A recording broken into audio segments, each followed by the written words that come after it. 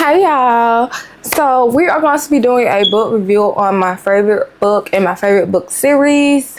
Let's just get right into the video. Okay y'all, so y'all already know my favorite book is Moth to a Flame by Antoinette. This book is so good. Oh my gosh, you guys, it just touches me dear to my heart. I don't know how to explain it so you guys can understand, but when I tell you guys this book is amazing, this book is amazing. I am going to read the back real quick for you guys just to give a little backstory, and then I'll do my review. In the little city of Flint, Michigan, the good die young and the people left standing are the grimiest of characters. With reign over the city's drug trade, Benjamin Atkins made sure that his precious daughter Raven was secluded from the grid that the city had to offer. But when Raven's young heart gets claimed by Mazen, a stick-up kid in search of a come up, there's nothing Benjamin can do about losing her to the streets. She chooses love over loyalty and runs off with Mazen, but her new role as wifey soon proves to be more than she can handle. Puppy love always feel right, but things turn stale, and she soon found out that everyone she loves has disappeared. All she has is Mazen. But when hugs and kisses turn to bloody lips and black eyes, she realized that Mazen is not who she thought he was. Raven becomes desperate for a way out, but this time Daddy can't save her. Every time she finds the courage to leave, fear convinces her to stay. Like a moth to a flame, Raven is drawn to Mazen even though she knows he'll be the death of her. When the hood life she chose becomes unbearable and the only way out is in a coffin, what will she do? When I tell y'all, this just touches my soul. So basically this book is about being in the streets or whatever. It's this girl named Raven. She is the daughter to a kingpin named Benjamin, and her mother name is Justine. They are hood royalty. Everybody knows them. He's a big drug dealer. They have money, but he wants to exclude his kids and his wife and family from out of that life. He don't want them to be in the streets. He got them put up in a nice, private, bougie neighborhood. But Raven, she's young. She's impressionable. She finds herself back to the hood. Which, you know, I mean, what would you expect? Her daddy's in the streets. Even though he wanted to raise her outside of that, but that's still around her. If y'all hear something in the background, it's my heater going. Please ignore it. But anyways, yeah, so she found herself in the streets. I think she's 15, 16, 17 in this book maybe. I know she's not 18 yet. And she ends up hooking up with this guy, which Raven is very pretty. Every dude wants her. Every dude wants to be with her just because of who her dad is and just to have claim and stake over her. But she ends up falling in love with this nasty, bad man who just turns her life upside down for the worst. He basically manipulated her, gaslit her, lied, just stole any dirty that she could think of. That's what that man did to Raven. And in the end, things don't always happen how they're supposed to happen. But so that's a little bit backstory of the book. I don't want to really reveal too much of what's going on in the book, because just in case you guys do want to try it out and read it for yourself or listen to it, I don't want to reveal too much because you already gonna know what's happening. The reason why I like this book because it's just so relatable. I feel like I was Raven at one point in my life. No, my daddy's not no drug dealer, no drug king, no, none of that. But when it comes to love, her parents was telling her, you do not need to date this boy. He's no good. You can do better. But baby, she was 16. So when you're 16, you like somebody, even though your parents are right about them not being good for you, woo and the third. But baby, I'm in love. So don't tell me who I can and can't date. And you just get mixed up into the wrong person, the wrong dude.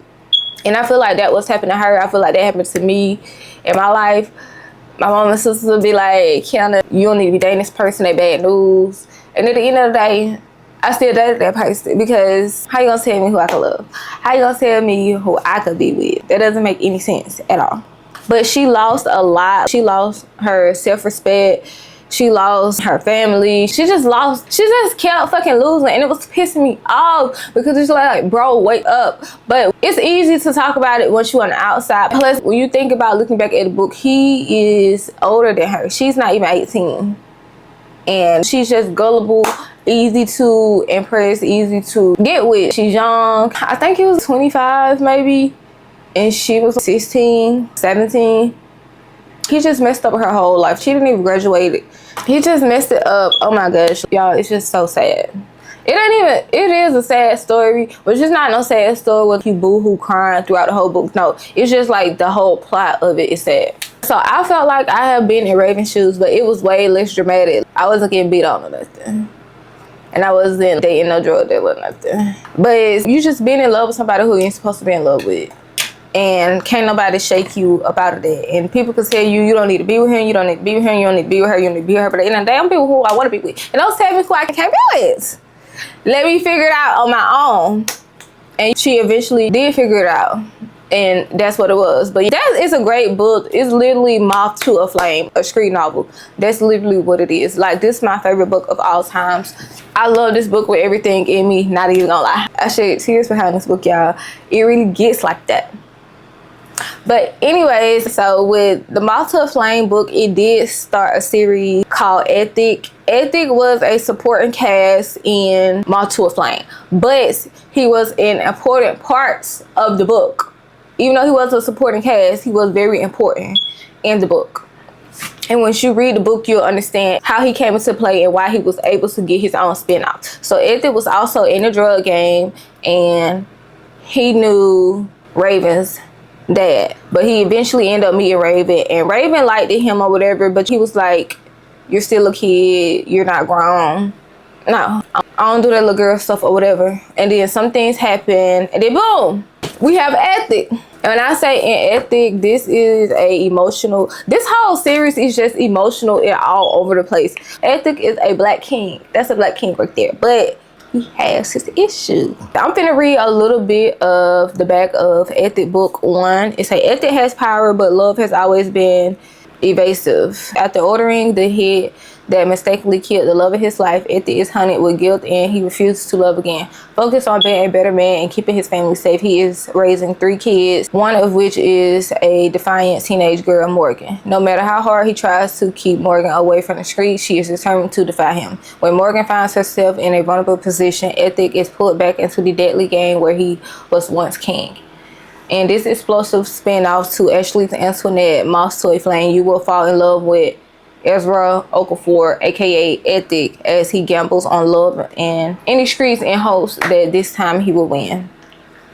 The whole Ethic series is a lot, and not saying that as in a bad way, but girl, Ashley, you messy girl. So there are 1, 2, 3, 4, 5, 6 Ethic books. I have read all 6. I've got done with my last Ethic book. It wasn't last week. It was the week before last week. I got done with it all. This is a 10 out of 10 series. It do not disappoint. I will not put you on something that I feel like is disappointing. Throughout this series, you will see Ethic raising his kids, dabbling in and out the streets, trying to become a better person, trying to figure out his love life. And his love life is tragic as fuck. That shit is ass. It's tragic. Oh my goodness. It's just, he does something unthinkable and unforgivable in my opinion. And he's trying to right his wrongs. He's trying to do right. He's trying to be there for Morgan, which is Raven's sister, but is considered his daughter because he's raising her. His little girl, Bella, and his son, Easy. He's just raising his kids while trying to be a businessman, while trying to stay out the streets, but he keeps getting pulled back into the streets. He's just battling different demons and just a lot of past trauma. We do dive a little bit into his childhood later on within the series, and you can see why he does the thing he does, but you also could see that it's still hurting him, that it's still affecting him to his day. The nigga need therapy, not even gonna lie. Well, matter of fact, all them need therapy. Him and his kids need therapy. But at the end of the day, the Ethic series does have a wonderful ending. I feel like everything comes together. Now I'm going to read the back to the rest of the book. This is Ethic 2. Y'all, I'm giving a review, but I'm not trying to spill too many beans just in case you guys decide. So let's read the back of Ethic Book 2. Love should burn slowly, but with Ethic, it is always fleeting. At the end, the accidental killing affects Alana, the woman he loves. She thinks he's a monster. Separated by tragedy, the pair endure a loss like nothing they have ever felt, and their connection is impossible to repair. Ethic is reduced to misery and raising his kids alone once again, with Morgan in the throes of passion love affair and Bella in the need of guidance that he can't provide. Ethic is in turmoil. He's failing as a man, and the fingerprint he is leaving on the world is a bloody one. In the second installment of this epic love story, Ashley Antoinette taps into her soul of her readers as she explores the limits of love and forgiveness in anything. Is anything truly unforgivable, or is Ethic the one man who can love a woman back to the edge of madness? Ethic Book 3. Healing requires separation. When Ethic discovers malice in a woman he thought was perfect, he walks away from their love. Keeping his family safe is his main priority, and falling for Alana Lanika Hill is dangerous. The history of their love haunts him forever, and getting over her isn't easy. Alana has beguiled his two youngest children, and they have craved her presence as much as Ethic. They want a mother. He wants a woman, but with ghosts and the lies between them, the couple is forced apart yet again. With love comes pain. Ethic feels all of it. He can't focus on anything, and while he is distracted by heartbreak, his eldest daughter Morgan is caught up in a deceptive affair with a bad boy Messiah.